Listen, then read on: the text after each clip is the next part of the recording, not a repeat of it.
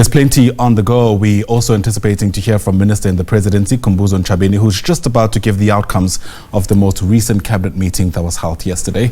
Let's listen in. And also, because of the national disaster that we have, Minister SABC has been addressing a briefing on the situation that is happening in the Eastern Cape. Because those are important events, we needed to defer the start of this press briefing to allow those announcements to take place. This is the statement on the cabinet meeting of Wednesday of 11 of June? 11 June 2025, which was yesterday. On issues of the economy, on economic growth, Cabinet noted the gross domestic product or GDP figures as released by Stats SA that indicated that the economy grew by 0.1% in the first quarter of 2025. And this follows an increase of 0.4% in the fourth quarter of 2024. Amongst others, the agriculture, forestry and fishing industry increased by 15.8%, whereas the transport, storage and communication industry increased by 2.5%. Furthermore, the trade, catering and accommodation industry increased by 0.5%. Cabinet remains concerned about the decline in the manufacturing industry, more so when government has prioritized boosting local manufacturing, and thus Cabinet awaits the finalization of the revised industrial policy. Government understands the impact of the challenges within the freight and logistics that continues to impact the growth of the mining industry, which has also experienced a decline, and we are maintaining a razor-sharp focus on the work of Operation Vulindlela Phase 2 and government business partnership in urgently resolving the logistic challenges that are hampering the economic growth of this country. As such, Cabinet welcomes the approval by the National Assembly of the 2025 fiscal framework that will increase government spending on infrastructure investment to 1 trillion rands over the 3-year period, because government spending has been declining for over a period of time.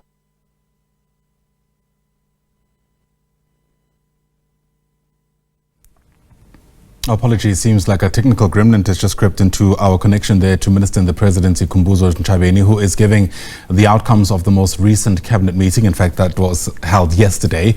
She's kicked things off by essentially acknowledging the challenges that are still in some ways affecting the freight and logistics sector in the country. We do know that in many instances, infrastructure vandalism along several railway lines has essentially become a headache for that particular industry and has had cascading effects, many people say, on the country's economy more generally speaking. A whole lot more trucks having to now be on the roads, which are not built, by the way, to handle that amount of pressure. Our connection has just been re-established. Let's continue listening in. Commonly known as the SESE, which is SESE. This survey aims to provide in-depth insights into the characteristics and operations of the informal sector businesses within South Africa. Cabinet has been discussing the option of either a quarterly or annual SESE, which is a survey of employed and self-employed. However, Stats SA will require access to a business register of informal businesses, which is currently absent, wherein Stats SA will be able to draw a representative sample.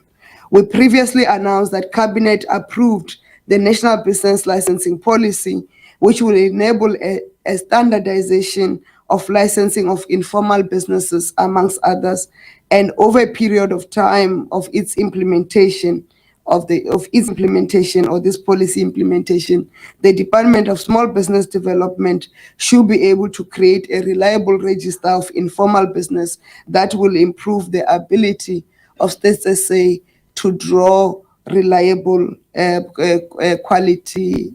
reliable data for the QLSF and the possibility of implementing an annual survey, which is the survey of the employed and the self-employed.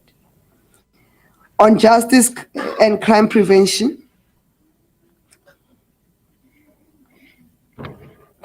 Cabinet has noted the continuous debate about crime in South Africa and allegations that there is a lack of a concrete government plan to deal with crime in South Africa. This is despite that on the 23rd of May 2025, the Minister of Police released the 2024-2025 quarterly, fourth quarter, the 2024-2025 fourth quarter is 1st January to 31st of March 2025. During this crime statistics report, release, the Minister of Police outlined the 7th administration policing priorities as follows: A, reducing the murder rate; B, reducing illegal firearms and tightening controls over illegal firearms; C, fighting GBVF, which is gender-based violence and femicide; D, dismantling organized crime, including drug trafficking syndicates, cash in transit heists, extortion and kidnapping, tackling gang violence, and combating corruption, both within the SABC and across the country. The 2024-2025 fourth quarter statistics showed progress or a general decline compared to the same period in the previous financial year. For example, of the 30 high crime police stations in terms of reporting, 13 have recorded lower counts. That means fewer or lower registration of reporting of crimes, and 2 recorded no change. It means there's no increase in the number of crimes committed. They're still the same with the period of the previous year. On farm murders, the crime statistics indicates that attacks based on commercial farms, whereas in principle, government does not categorize South Africans in terms of race. In light of recent misinformation, the following are the statistics. Of the farm owners killed, both, 2 of them were African. Of the farm workers killed, both, 2 of them were Africans. And of the 5 farm managers killed, 1 was African, dismantling the misinformation that there's a targeted attack on white commercial farmers or white farmers in general.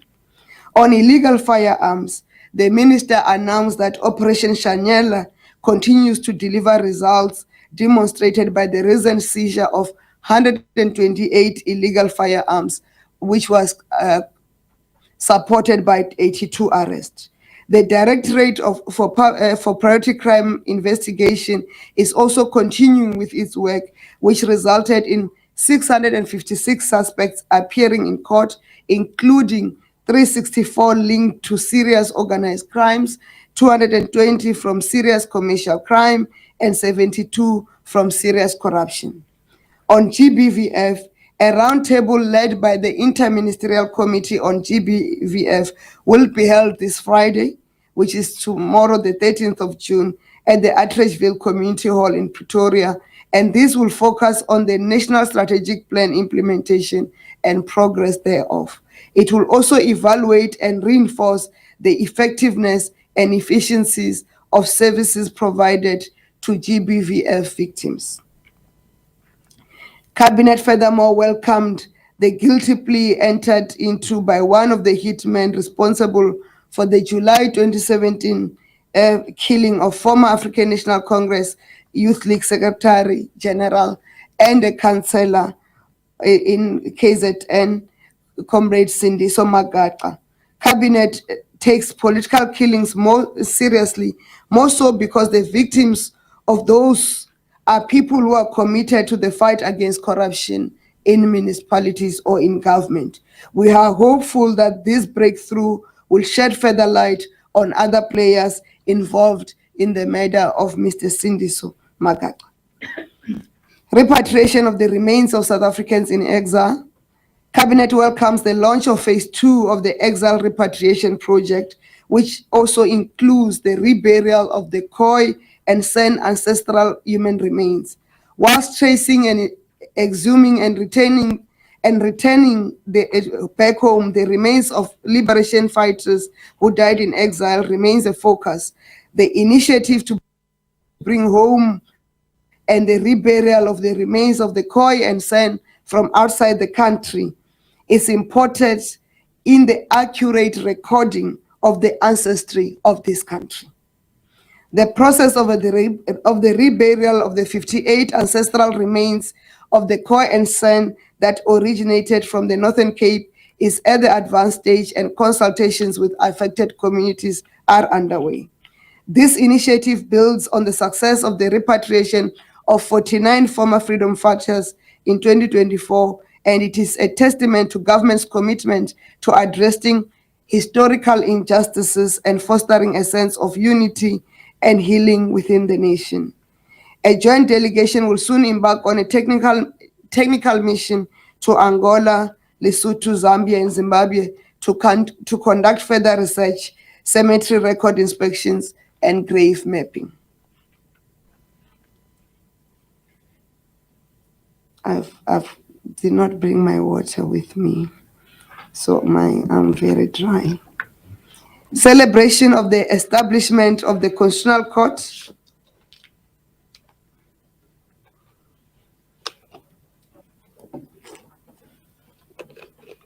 "2025 marks 25 years since the first session of the Constitutional Court, an important instrument in the protection of our constitutional democracy. It is in this spirit that Cabinet welcomed the engagements between government and the judiciary led by the Chief Justice, Judge Mandisa Maya, and heads of courts, which was hosted by President Cyril Ramaphosa. The engagements focus on discussing the implementation of outstanding administrative measures to give effect to the constitutional provisions of ensuring the judiciary, like Parliament, operates as an independent arm of the state. Currently, their budget is administered under the Department of Justice and Constitutional Development, whereas Parliament administers its own budget and accounts for its budget, and those are some of the things that needs to be corrected. Both the executive and the judiciary reaffirmed the shared commitment to building a stronger, more effective justice system firmly anchored in the values of our Constitution.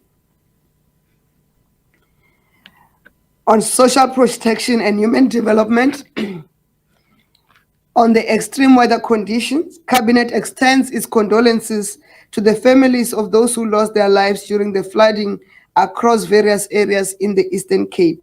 Several families have also been displaced and infrastructure has been damaged. Minister Thabisa has just earlier recorded that to date, 57 victims have been recorded, and further work is being done to make sure we recover all the victims, the remains of the victims affected by the floods. And part of those victims include school learners whose minibus taxi was submerged in the Wells Crossing, a flooding area. Government is coordinating rescue and support operations through both the National and Provincial Disaster Management Center, as coordinated by the IMC on disaster management. Emergency teams have also been deployed from Gqeberha, East London, and Chris Hani districts to the affected areas to support local first responders. Cabinet cautions everyone to be vigilant over the next few days due to the expected weather conditions in most parts of the country. This could include drops in temperature, snowfall, strong winds, and heavy rains. And we are urging that before you travel, you must check the weather forecast and check the snowfalls. We don't want a repeat of what happened earlier in the year when people were trapped on the entry getting to KZN.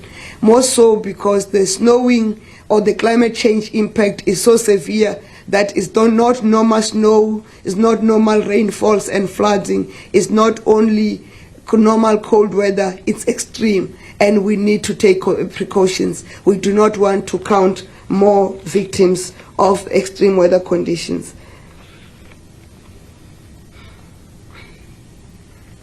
On health, on the new COVID-19 variant in certain regions in Asia, operative word, in certain regions in Asia, don't say it's in South Africa. Cabinet assures South Africans that the country is, through the Department of Health, closely monitoring the emergence of a new COVID-19 variant known as Nimbus or NB1.8.1, associated with a rise in cases in certain regions of Asia. Cabinet calls on all citizens to ensure good hygiene practices, including avoiding unnecessary handshaking, washing hands with soap, covering the mouth when coughing, using a mask when one has flu, and staying home when one is not feeling well. We have demonstrated during the COVID-19 pandemic that through these simple measures, we could reduce the spread of respiratory illnesses. On foot and mouth diseases, Cabinet welcomes the swift response by the Department of Agriculture following an outbreak of foot and mouth disease. The provinces most impacted are KwaZulu-Natal, Mpumalanga, and Gauteng. And Gauteng, it was imported because despite the warnings that were issued, people continued to move livestock to the province of Gauteng. The department has ordered over 900,000 doses of vaccines, with the first batch expected to arrive soon. In areas where there are active outbreaks, all infected properties are placed under quarantine. No movement is allowed into, out of, or through these areas or farms. Large areas where individuals cannot be served with quarantine notices are declared disaster management areas, and the same restrictions apply.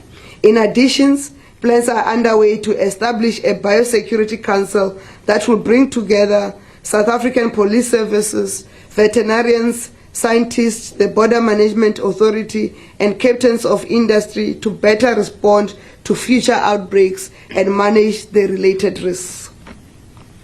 The initiation season. The 2025 winter initiation season is upon us. Government remains committed to ensuring the safety of initiates while preserving cultural sanctity of the practice. Several measures are being implemented for the 2025 initiation season, including mandatory registration and verification of initiation schools, along with thorough medical screening of all initiates. Any initiation school that contravenes the law, disregards the safety guidelines, or endangers lives will be closed without hesitation. Cabinet calls on parents and guardians to play their part in ensuring the safety of their sons by only using authorized initiation schools. Parents can report illegal initiation schools to law enforcement agency or at their nearest police station, or by calling the police hot number. On governance, on the national dialogue, Cabinet welcomes the announcement by President Cyril Ramaphosa of the date of the National Convention, which is 15th August 2025, as part of the process towards the national dialogue. This convention is important for all South Africans from all walks of life to discuss challenges facing our country and propose solutions that must be considered by government for possible implementation. President Ramaphosa has appointed an interministerial committee, which is chaired by Deputy President Mr. Paulos Mashatile, to prepare, coordinate, and facilitate both the National Convention and the National Dialogue. President Ramaphosa has further appointed a group of eminent persons who will provide guidance to government towards both the National Convention and the National Dialogue. On local government audit outcomes, Cabinet noted the outcomes of the 2023-2024 General Report on Local Government Audit Outcomes, which show some improvements in areas of financial statements and performance reports. The report highlights that 41 municipalities obtained clean audits in the 2023-2024 financial year. It also shows that 59 municipalities improved their audit outcomes since 2020-2021, while only 40 regressed. The Auditor General of South Africa has noted an increase in irregular expenditure, whereas regular expenditure work has been done. However, this expenditure violates or is not in accordance with the requirements of the MFMA or the PFMA and other applicable legislation, which once identified by the AGSA, the entity involved has failed to condone in accordance with relevant provisions of the applicable acts. Cabinet is encouraged by the commitment by the Auditor General of South Africa to eradicate fruitless and wasteful expenditure before the end of her tenure. Fruitless and wasteful expenditure is defined as expenditure that is made in vain, did not yield any benefit and value for the entity. Through the implementation of the local government reforms introduced under Operation Vulindlela Phase 2 and the review of the white paper on local government, government will work to support the commitment by the AGSA or the Auditor General to eradicate fruitless and wasteful expenditure. We'll further work with municipalities and government departments to ensure that the irregular expenditure is condoned following the right processes until the amendments of the white paper, the local government white paper policy is brought in line to ensure that those irregular expenditure that is incurred because of gaps in legislations are closed. On Clean Cities and Towns campaign, Cabinet welcomed the launch by the Deputy President, Mr. Paulos Mashatile, of the Clean Cities and Towns campaign to encourage communities to keep our cities and towns clean. Though launched in the city of Johannesburg, the campaign will be expanded to cities and towns in other provinces in the coming weeks. Cabinet calls on citizens to take responsibility of keeping our public spaces clean and beautiful, as well as take ownership of our environment. This nationwide initiative is aimed at creating cleaner, greener, and more inclusive urban spaces. On international matters, on the G7 summit, President Ramaphosa will attend the G7 Leaders Summit in Kanakasis in Canada from the 15th to the 17th of June 2025. The G7 summit aims to address pressing global challenges, including fostering inclusive economic growth, combating climate change, and navigating the complexities of a rapidly evolving technological environment. Discussions are expected to also focus on international security concerns, particularly the ongoing conflict in Ukraine and the strengthening of global economic stability. On South Africa-Russia relations, Deputy President Mr. Paulos Mashatile will undertake a working visit to the Russian Federation between the 16th and the 21st of June 2025 to strengthen the long-standing diplomatic and economic ties between South Africa and the Russian Federation. This visit presents an opportunity to further solidify economic partnerships, explore new avenues for collaboration, and advance peace in the region. South Africa advocates for a peaceful resolution of the Russia-Ukraine conflict and continues to play its role as a neutral arbiter to the conflict. Updates from Cabinet. Cabinet was updated about plans to implement the outcomes of the water and sanitation Indaba, which was convened to find solutions to the water and sanitation challenges faced in South Africa. Amongst the priorities of the implementation plan is that all government departments must pay their invoices from municipalities within 3 months, and in municipalities to apply stringent credit control measures on government departments that do not pay. All water service authorities must pay their current invoices in full to the water boards timelessly, and all water boards to pay their current invoices in full to their Department of Water and Sanitation starting immediately.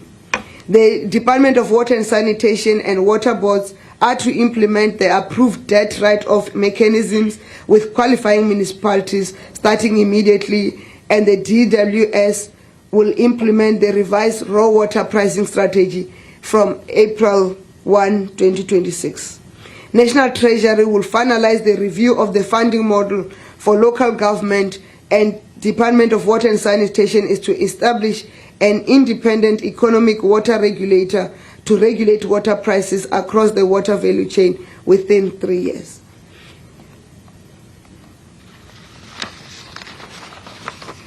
In the next cabinet briefing from the Department of Water and Sanitation, we are going to receive an update relating to water provision in areas where there is scarcity of water.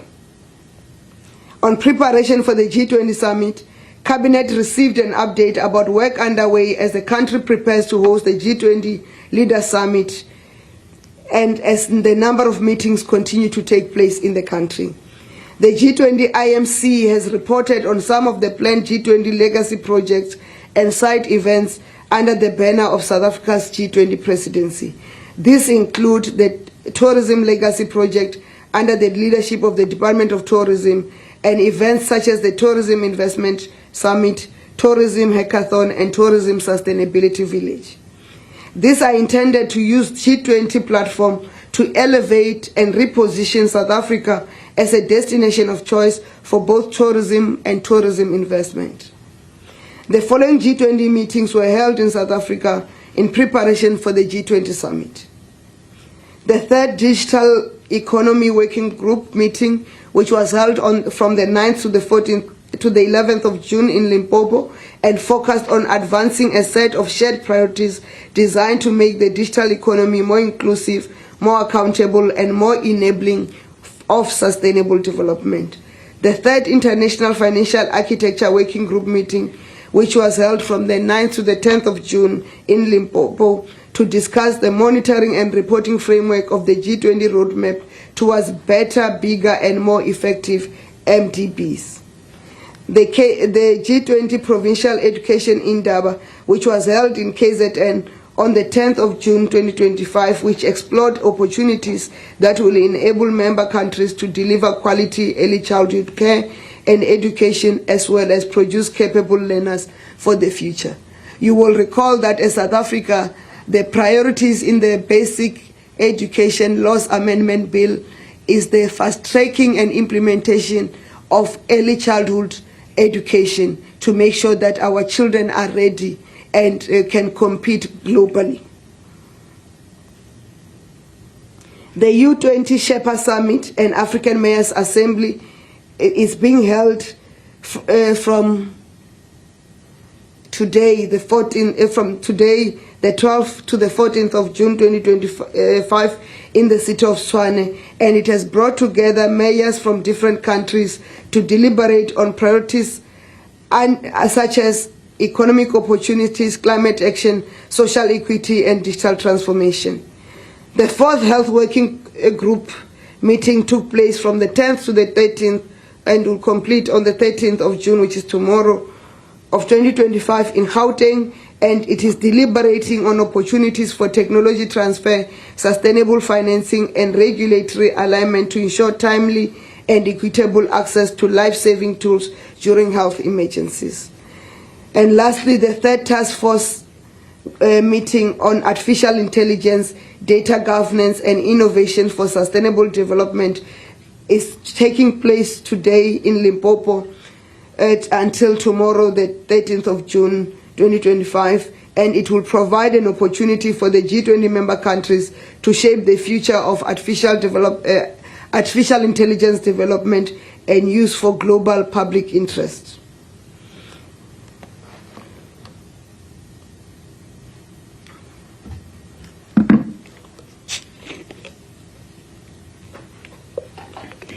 On cabinet decisions,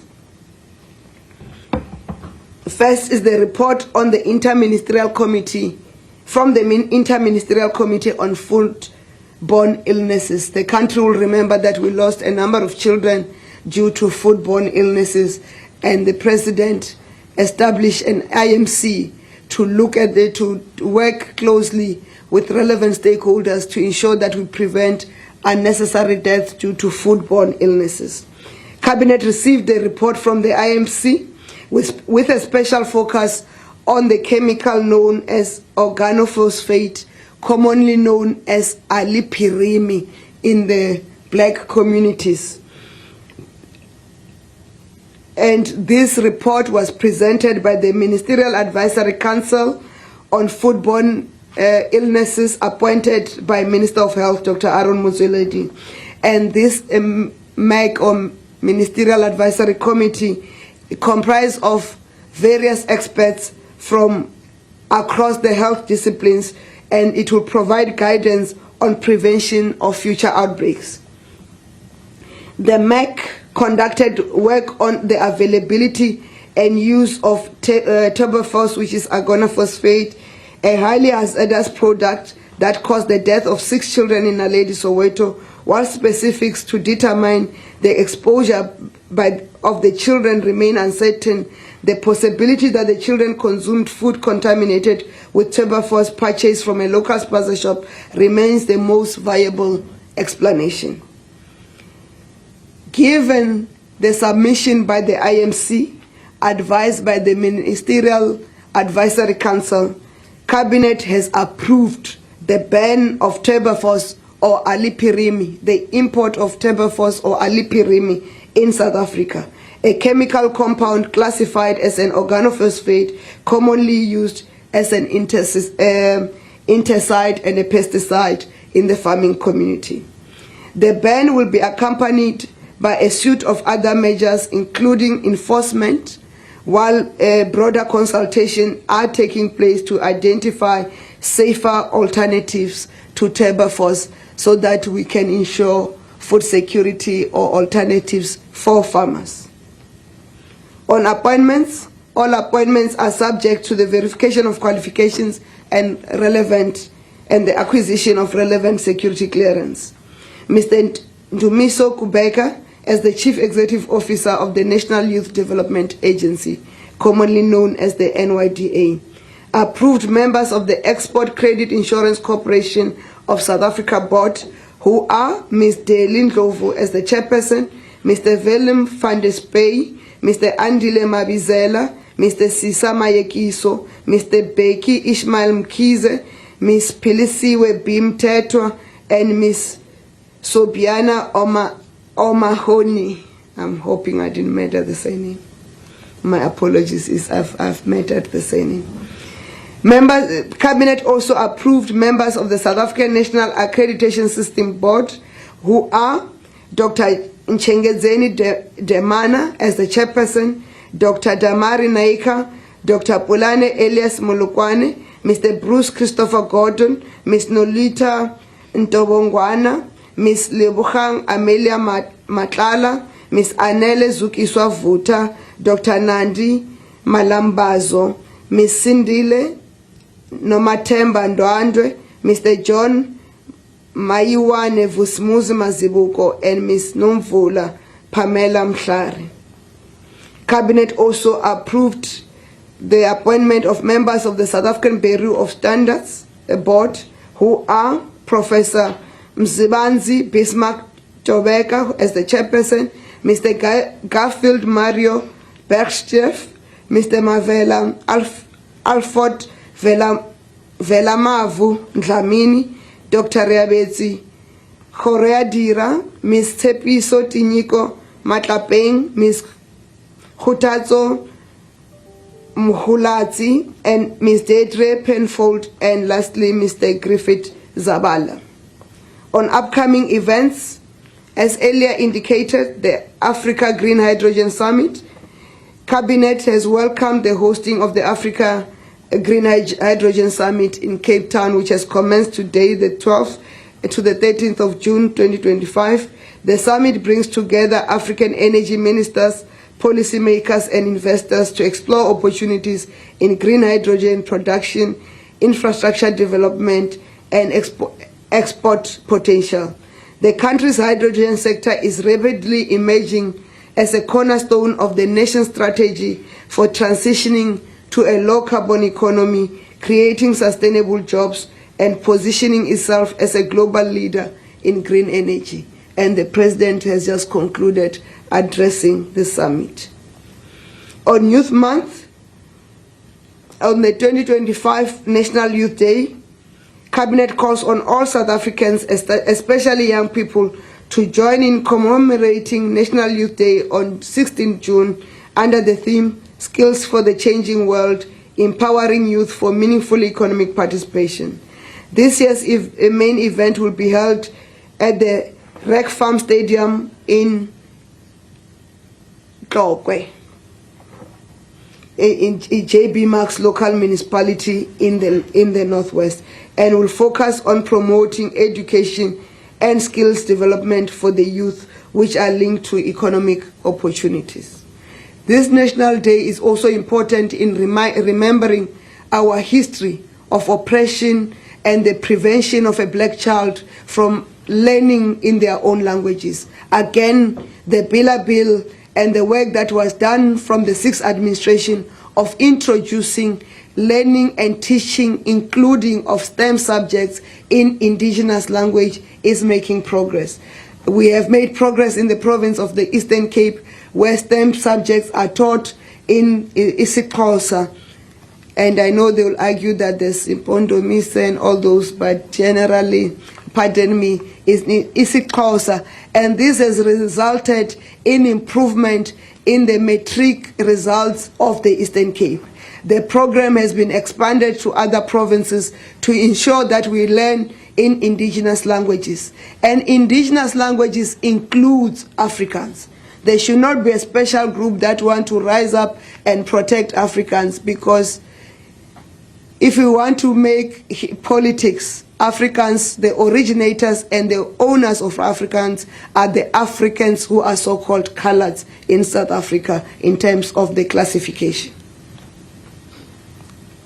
On messages, we'll start with condolences. Cabinet expressed condolences to the friends and families of to the government of the Republic of Zambia and the people of Zambia following the passing away of former President, His Excellency Edgar Chagwa Lungu of Zambia. Renowned photographer, cultural activist, and jazz organizer Rashid Lombard. Mr. Lombard was an esteemed member of the National Order of Ikamanga on Silver, which he received in 2014 for his contribution to arts and culture and his dedication to promoting jazz music in the country. And to the family and friends of former Judge President of the Eastern Cape Division of the High Court, Justice Clement Themba Sangoni, a jurist of towering intellect and an unwavering principle, and a holder of unwavering principle of justice, who was also a senior traditional leader of the Tlokolweni Zimbane Traditional Council in Umtata. Unfortunately, I can't pronounce the praise name of the late Judge President and the late traditional leaders of the Tlokolweni Zimbane Traditional Council. I tried all night, but I know it's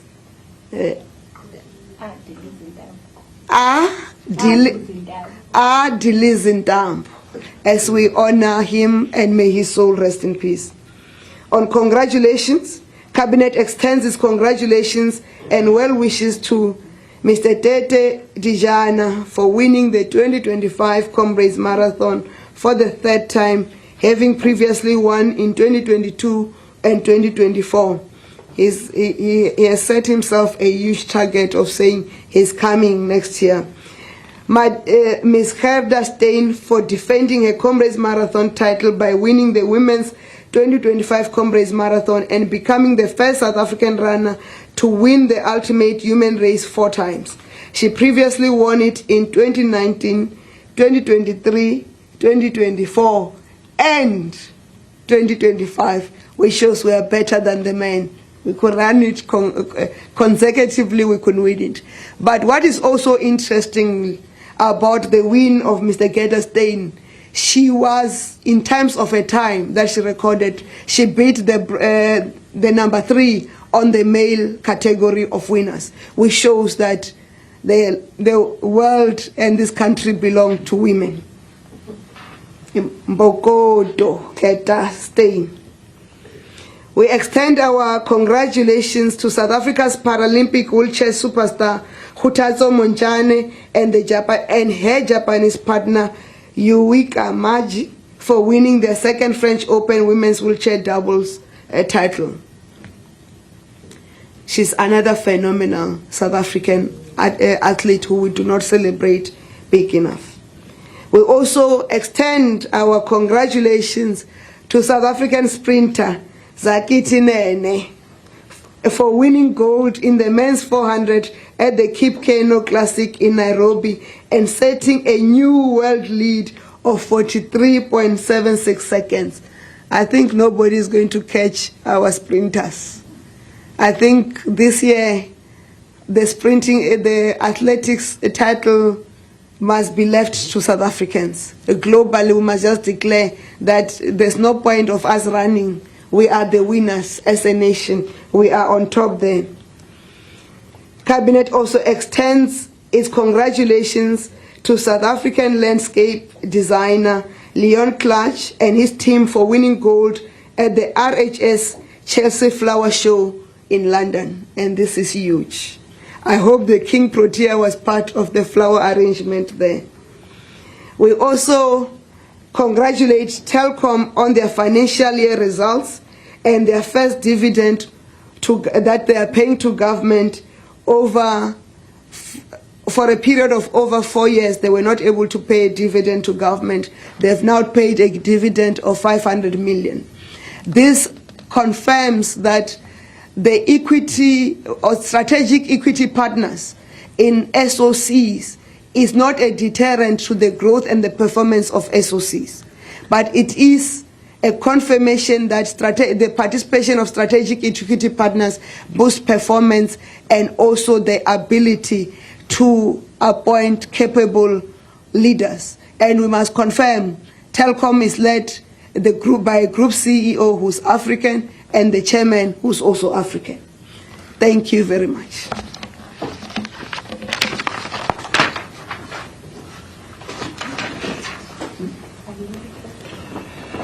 Thank you very much, Minister, for the comprehensive statement. The statement will be shared in due course. Thank you very much also, Minister, for emphasizing our dominance of the Comrades Marathon. At one stage, it was one of those marathons that were really contested, but South Africans now are leading the way. Colleagues, let me... All right, live visuals there from the Western Cape. Minister in the Presidency, Khumbudzo Ntshavheni, communicating the cabinet outcomes there, among others, Cabinet having deliberated on the AG's report on municipalities, and they've committed as government to offer greater support to the municipalities. We'd remember only 41 municipalities out of 275 received a clean audit. It was an improvement, of course, from the previous year, but most certainly still quite worrying. On the G7 summit in Canada, President Cyril Ramaphosa is headed there this weekend, and Ntshavheni stating that discussions are, among others, going to focus on security concerns across the globe, as well as South Africa will again use that platform to speak on issues at the center of the country's G20 presidency. That's